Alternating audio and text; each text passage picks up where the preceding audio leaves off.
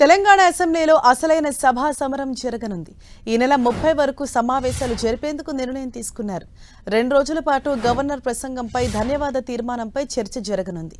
అయితే ఇప్పటికే గవర్నర్ ప్రసంగంపై విపక్షాలు విమర్శలు గుప్పిస్తున్నాయి.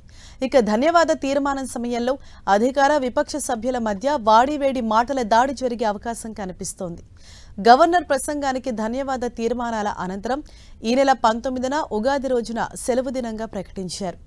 మరోవైపు బడ్జెట్ ప్రతులతో ప్రభుత్వం రెడీగా ఉంటే విమర్శనాస్త్రాలకు పదును పెడుతున్నాయి విపక్షాలు.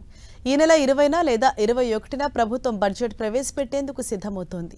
తర్వాత ఈ నెల 23 నుంచి 26 వరకు బడ్జెట్పై చర్చ ఉండనుంది. మిగతా రోజుల్లో కీలక బిల్లులపై చర్చలు జరుగుతాయని తెలుస్తోంది. అయితే బడ్జెట్ సెషన్ పెంచాలని డిమాండ్ చేస్తున్నాయి విపక్షాలు. కానీ ఈ నెల 30 వరకే సభ నిర్వహించేందుకు ప్రభుత్వం భావిస్తోంది.